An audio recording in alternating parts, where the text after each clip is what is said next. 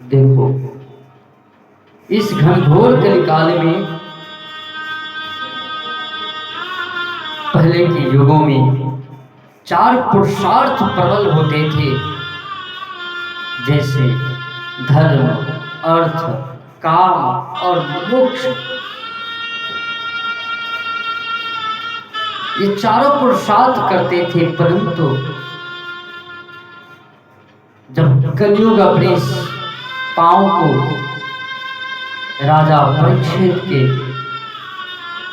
राज्य परिवेश में जब वो पांव डाला तो देखा ये दो पांव। कलयुग ने कहा कि हे महाराज, मात्र मेरे पास दो ही पांव मैं छोड़ा हूं। वो दो पांव क्या है? एक अर्थ, दूसरा काम वासना। धर्म भी प्रायः लुप्त हो गया है और मोक्ष की तो कहीं से नामो निशान नहीं है। क्यों? क्योंकि व्यक्ति इस अर्थ, इस काम वासना में जो मनुष्य का परम कर्तव्य होता है, उस परम कर्तव्य को छोड़ दिया है। देखो ना, व्यक्ति दिनों रात पैसा कमाता है, धन इकट्ठा करता है। एक बात कहूं, बड़ा वो नहीं होता जिसके पास धन है, वैभव है, साम्राज्य है। बड़ा वो नहीं हो सकता। बड़ा कौन है? बड़ा वही होता है जिसके पास छोटा व्यक्ति भी और पहुंच जाए और वहां पहुंचते ही अपने आप को बड़ा समझने लग जाए, वो सबसे बड़ा व्यक्ति है। भैया, धन से कोई बड़ा नहीं हो सकता। बड़ा से मन से होना है। मन से व्यक्ति बड़ा हो सकता है, क्योंकि अपने लिए तो एक पशु, पक्षी, यक्ष, गंधर्व भी, जो पशुओं को दिखते हैं ना, पशु,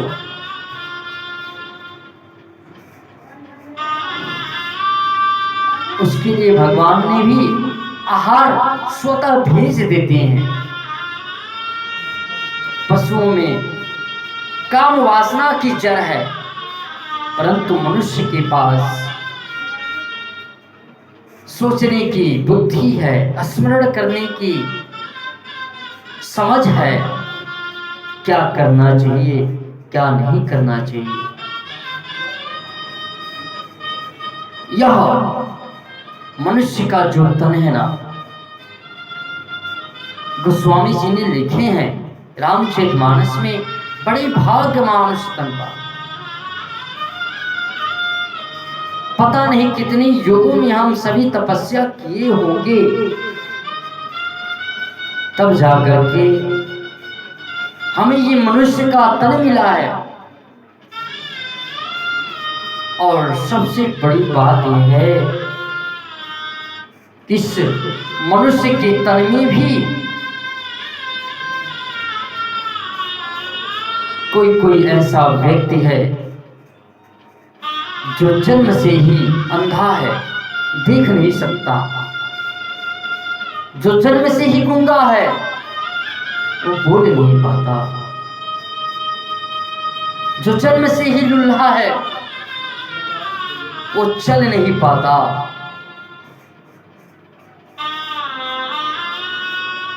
जब उन सभी व्यक्तियों को जब असह पीड़ा होती है, तो सोचते हैं मैं कौन सा ऐसा कर्म किया हूं जिसके चलते आज मुझे यह कष्ट भोगना पड़ रहा है। गीता में अर्जुन से भगवान श्री कृष्ण कहते हैं, हे पार्थ,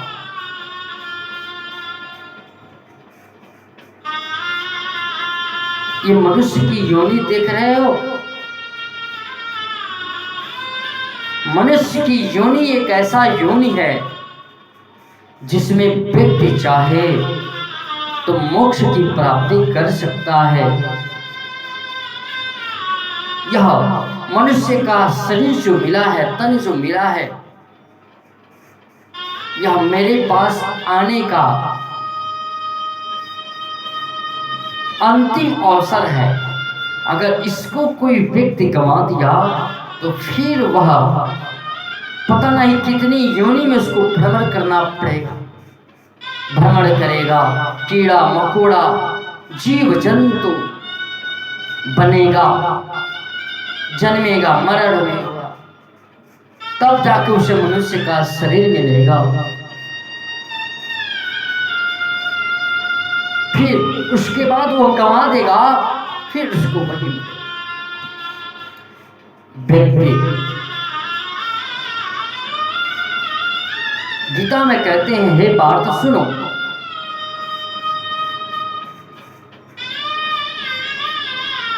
मनुष्य का शरीर मिल जाता है तो जिसके पास धन हो, वैभव हो, साम्राज्य हो,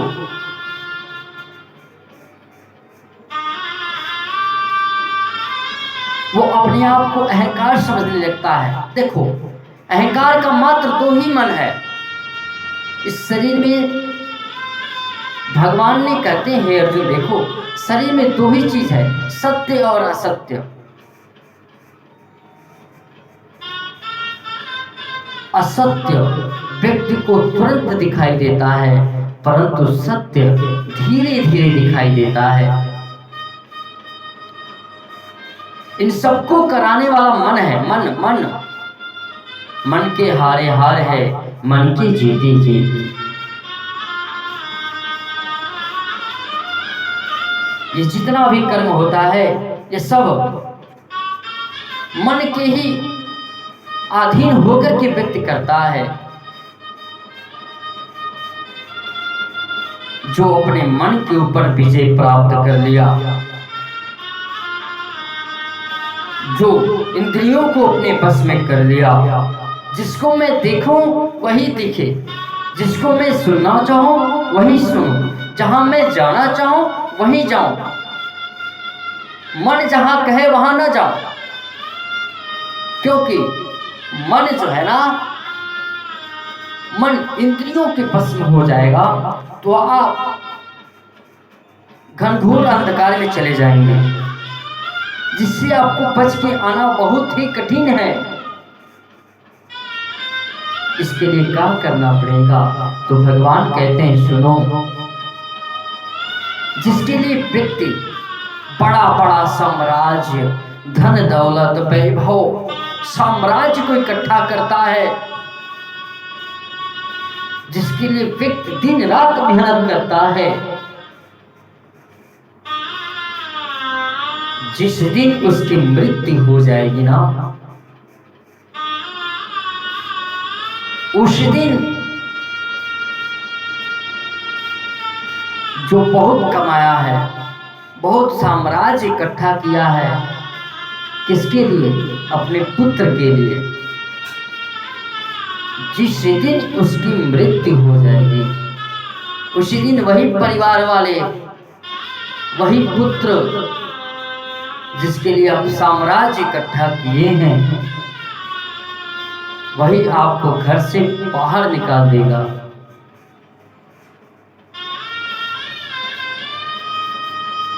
और एक बात और कहूं, जिससे आप बहुत मानते थे, जिससे आप बहुत प्रेम किए, जिसके लिए आप दिन रात एक करके धन इकट्ठा किए हैं, वही आपको चिता पे लिटा करके आपको आग लगा के भस्म कर देगा, आप राख हो जाएंगे।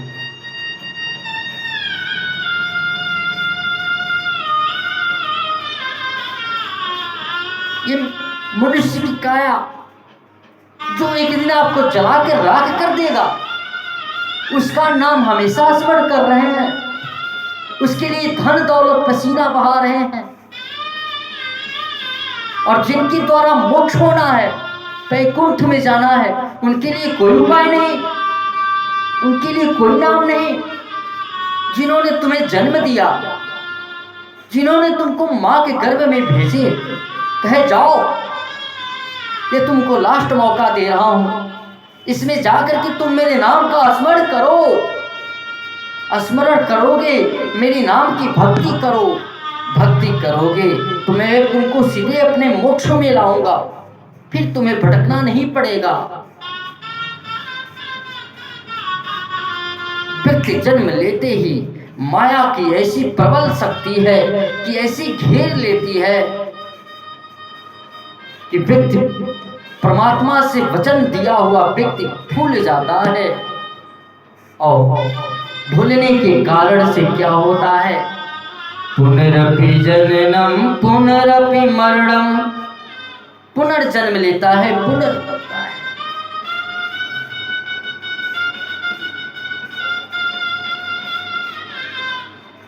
जिससे मोक्ष मिलना है उसको तुम नाम नहीं लेते, भूल जाते हो। जिस दिन तुम धर्म संकट में फंसते हो उस समय तुम परमात्मा का नाम लेते हो, मंदिर जाकर के माथा टेकते हो, और जिस दिन तुम खुशहाल रहते हो उस दिन कोई मतलब नहीं, कोई ईर्ष्या नहीं, कोई कामना नहीं। अरे जो भी है मेरा परिवार है, हाँ, ये कहाँ की नादानी है। जिस दिन तुम फंसे रहे उस दिन तुम परमात्मा का नाम ले रहे हो, मंदिर जाकर के माथा टेक रहे हो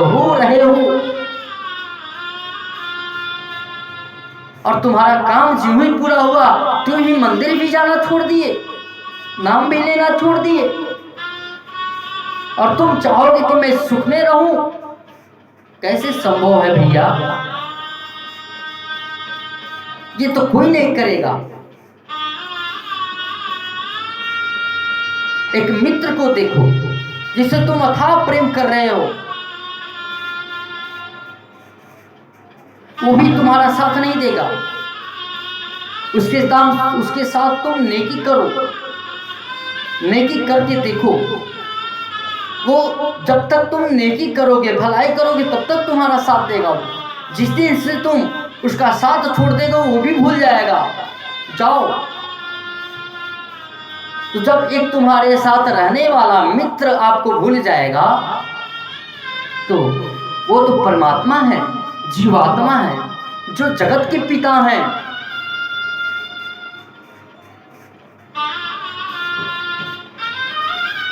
आज तुम दुख में हो तो परमात्मा का नाम लेते हो, और कल तुम्हें सुख मिला तो तुम परमात्मा को भूल गए। हाँ, क्या तुम्हारा मोक्ष होगा? तुम्हारे पास धन हुआ तो अपने आप को मद अहंकार ला दिए मन में। अरे व्यक्ति वही बड़ा है, व्यक्ति वही सत्य है जिसके अंदर धन भी मिले तो प्रभु को अर्पण करे, दुख भी मिले तो दुख के लिए भी वो भगवान को अर्पण करे।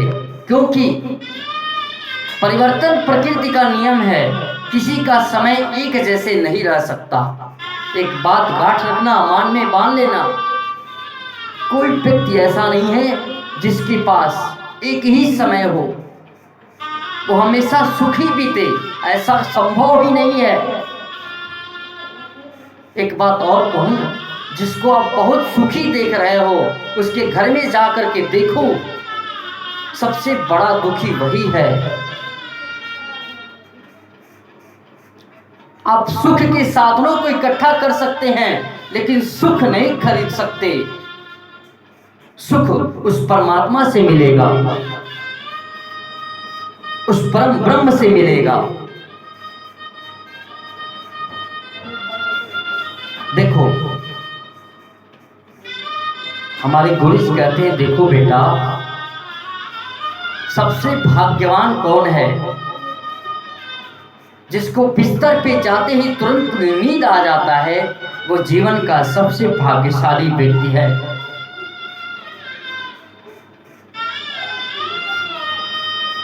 जो भोजन करने बैठता है तो 2 रोटी बेसी खा लेता है, वो सबसे बड़ा भाग्यवान व्यक्ति है। आप सभी देखते होंगे कि एक एक ऐसे व्यक्ति हैं जिनके पास करोड़ों की संपत्ति है, परंतु वो बिस्तर पे जाते हैं तो नींद की गोली खा करके सोनी पड़ती है। उनको नींद नहीं आ रही, क्या उसको आप सुख बोलेंगे? नहीं, वो जीवन का, वो संसार का सबसे दुखी प्राणी है, जिसको सोने के लिए दवा खाना पड़ रहा है, मेडिसिन पान करना पड़ रहा है। वो व्यक्ति कभी सुखी नहीं हो सकता। और परिवर्तन तो प्रकृति का नियम है। आज तुम कल बालक थे, आज तुम उससे बड़े हुए, पठन पाठन में लगे, उससे बड़े हुए, तुम्हारे भाग्य में था, तुमने कर्म किया, तुम्हें आज बढ़िया नौकरी मिल गई, सर्विस मिल गई। कितने दिन तक रहेगी?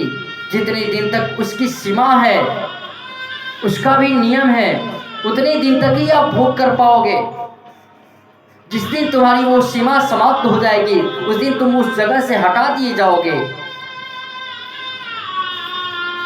फिर उससे एक भी दिन ज्यादा नहीं रह सकते। उसका भी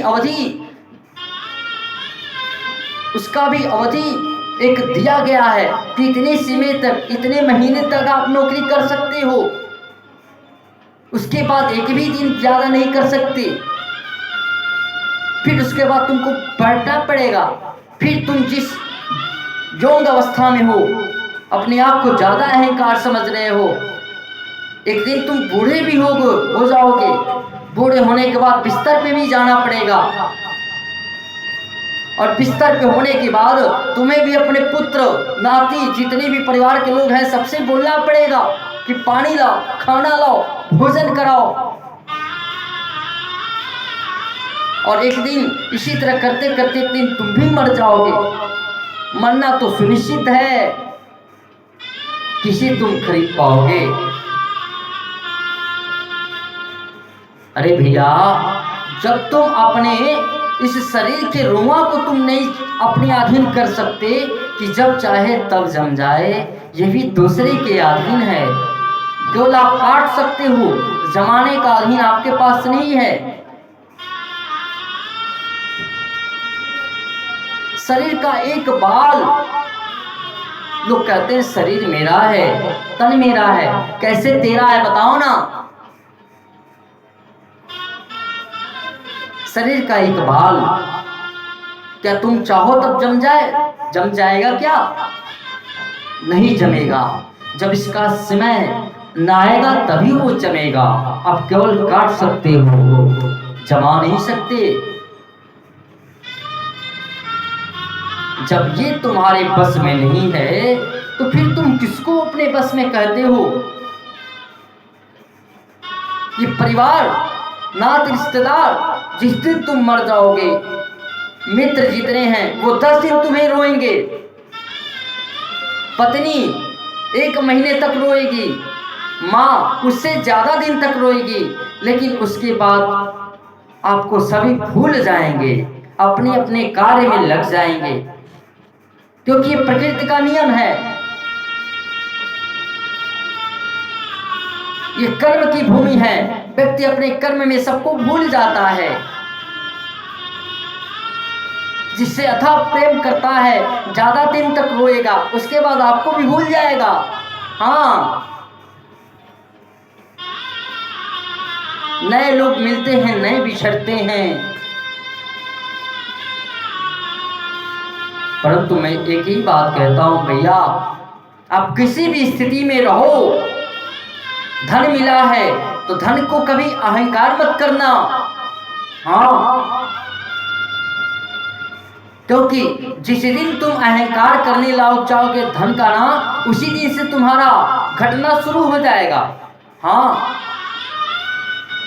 रावण जैसा किसी के पास धन नहीं होगा, जिसका पूरा नगर ही सोने का लंका था। उससे बड़ा तुम धनी नहीं हो सकते। न रावण जैसा विद्वान हो सकते,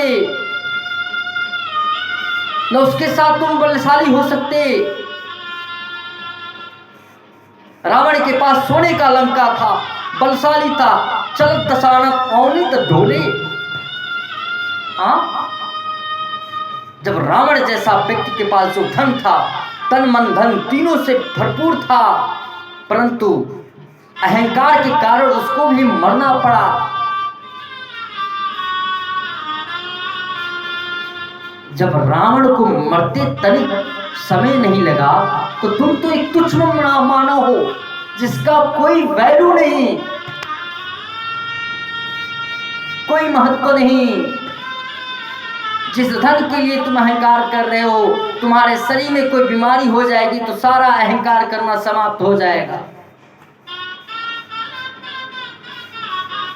किस चीज का अहंकार करते हो? ये हाड़ मांस रक्त से बना हुआ इस शरीर पे तुम अहंकार कर रहे हो, जिसकी कोई ठिकाना नहीं, कब चार्ज है कब डिस्चार्ज हो जाए। अरे नाता लगाओ उस परम ब्रह्माओं का, जिन्होंने जगत के पिता हैं,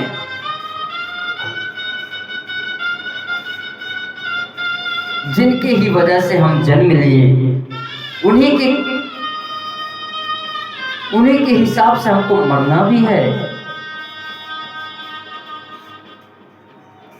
तो फिर हमारा है क्या यहां? इसी को लेकर के हम ढोते हैं। ये बिल्कुल अच्छी बात नहीं। भगवान से प्रेम लगाओ। सुख भी मुझे प्यारे हैं, दुख भी मुझे प्यारे हैं, छोड़ो मैं किसे भगवान, ये दोनों तुम्हारे हैं। उस परमात्मा से कहो, हे प्रभु, सुख भी मुझे प्यारे हैं, दुख भी मुझे प्यारे हैं, छोड़ूं मैं किसे भगवान, दोनों ही तुम्हारे हैं। कहो, हे परमात्मा, ये दोनों तो आप ही का है, मैं किसको छोड़ूं और किसको पकड़ूं? आप जो दें वही स्वीकार है, उसी में मैं प्रभु का नाम स्मरण करते हुए जीवन को बिता डालूंगा।